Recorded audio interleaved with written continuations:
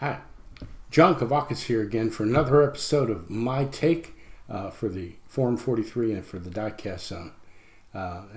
This episode we're going to be taking a look at Esval's GMC Series 105 window pickup. Now, the last episode we kind of instituted a new rating system, the My Take 5-star rating system. We'll be using that to evaluate this model today. So let's talk a little bit about pickup trucks. Pickup trucks mean something totally different now than they did in the post-war years in the 50s and the 60s. Back then, they were pretty much workhorses, not very glamorous. If they were optioned out, they might have an automatic transmission, wind-up windows, and that sort of thing. They just didn't have all of the variety and all of the luxury and all that we have today. Of course, the market has changed considerably. Ford alone sells very close to 1 million F-150s each year, and it's become the largest segment of the automotive market for quite some time. But back in the early 50s, back in 1949, General Motors introduced a new line of pickup trucks. In 1951, the GMCs and the Chevrolets, there wasn't a whole lot of difference between a little bit of trim here and there, but not a whole lot of difference. And you get them with one of 3 6-cylinders, all the way up to a 4.7 liter 6-cylinder. They were torquey, 3-speed manual transmission and automatic available. Not very many of them went with automatics. Like I said, they were workhorses. And so GMC was a division of General Motors and mainly noted for larger trucks, but they had a series of pickup trucks and panel vans as well, and they had their own version of the Suburban. Even way back then, GMC was kind of way ahead of the curve on the SUV trend. But we've got here from Esval a 1951 Series 105 window, which was kind of the top of the line model for the pickup trucks. It's an iconic design. That the design of the grille, the whole flare side thing and everything, it just embedded itself in what people thought about pickup trucks. So iconic that Chevrolet kind of used it, the general design, certainly the grille and the front end of it, in their HHR, which was a small compact SUV, kind of a crossover, made to compete with Chrysler's PT Cruiser. They did pretty good with it. They made it for 5 years, starting in 2006, and made about 500,000 of them, but it faded away into obscurity, and certainly doesn't hold the place that a truck like this has. So Esval has given us a model of it, and we're going to take it out of the box and take a look at it here. This one is in flame red, which is just kind of a basic red. I think perhaps sometimes our memory of the colors that were available back in post-war period and everything is a little bit more vivid than what the colors were. They really weren't very vibrant, at least not the way they are today. But there was no clear coat back then. But Esval's done a nice job of giving us one in a nice bright red color. This is a well-detailed model. Here's a picture of, I'm not sure. Now, these came in a variety of different trims. They were easily customizable. People would alter them to suit their needs as they bought them. This one would have been a little bit of what they would have considered a gentleman's pickup. A little classier looking, probably a bit more decoration on it than most people were used to for pickup trucks. We've got this one here in red. I think I found the truck that this was modeled after. Here's a picture of that, and I'll put it up in the corner so you can compare. And let's just take a look at the model and see what Esval's done here. Now, I got to tell you something. The first thing that jumps out at me is, again, it's just incredible detail. We see this over and over again with Esval.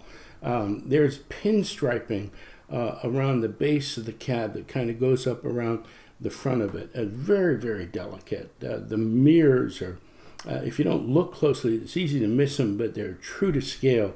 Very fragile, very delicate, very well made. The door handles, the gas cap, even with the dark surround around it, is well replicated. The hood ornament, the grille is beautifully done.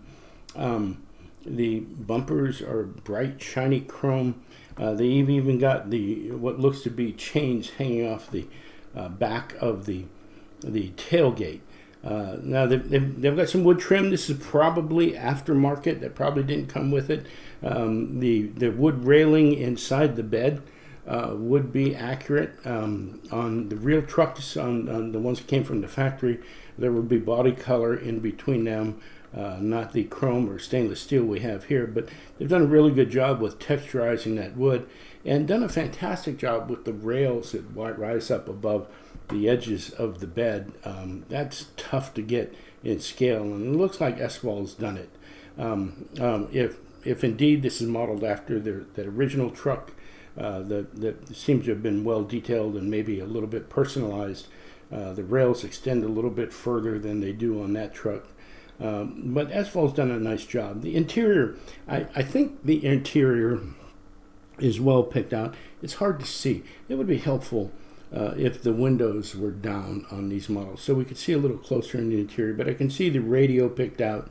The steering wheel seems to be in scale. The original model would have had a lining on the roof, rudimentary at best. It looked like somebody had pasted it up there. So I'm going to peek up here and see if they've tried to replicate that, and it looks like they have. They even have the little dome light in the back. So the interior is just exceptionally well picked out. And another thing that Esval has done really well on this model is the badging. Now, it's photo etch, but it's small and delicate, and it would be easy to overlook if you weren't looking for it. They've done a great job with it. The GMC on the back, I've seen a variety of treatments on how they do that. Sometimes it's in white, sometimes it's in a square.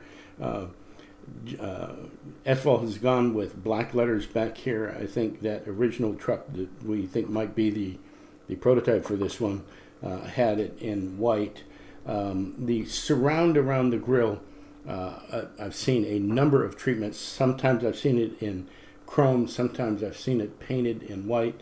Esval has decided to do theirs in red. They've done it well. So it's an interesting little truck. It's a beautifully rendered, again, just exquisitely detailed truck. So let's get down to the rating. For fidelity, I'm going to give this a 4, only because there's some questions about which truck they were duplicating. They've done a great job. I don't want to detract from that, but there are some differences between this and the one that it looks like they were trying to replicate. So fidelity, they get a 4. For trim and badging and lensing, another 5. Esval just does a great job on this. The color is a 5. It's bright red. It's shiny. The finish is nearly flawless. Interior, I'm going to give it a 4, only because it's hard to see. I understand windows up. I understand it makes the car look like it would be on the street, but it'd be nice to be able to see the interior a little bit better. Wheels and tires, I'm going to give it a 4. They've tried hard to replicate this. I don't think the centerpieces are quite large enough. So I'm going to give the wheels and tires a 4.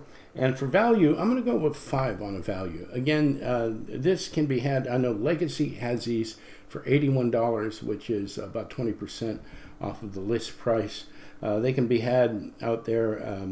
I think the list price is $104.95 or something like that. Esval still has them. Legacy has them. There are a number of them available on eBay. It's a really good buy at those reduced prices. So that makes our overall rating a 4.5 stars. Another good model from Esval. And so I've got more of these coming up over the next few days. I really appreciate your tuning in. Thank you for joining me.